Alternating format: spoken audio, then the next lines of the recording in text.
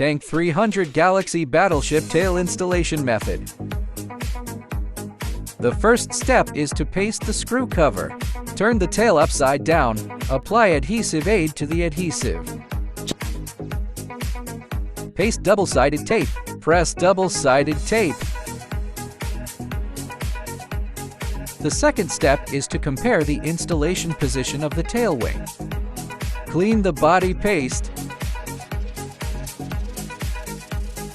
Apply adhesive aid. The third step is to tear off the double-sided tape.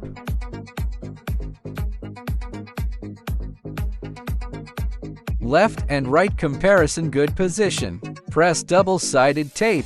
Warm reminder, do not touch water within 2 days after installation. When the temperature is low in winter, heat it up with an electric baking gun. Apply adhesive aid to the glue. Double-sided tape will be stronger.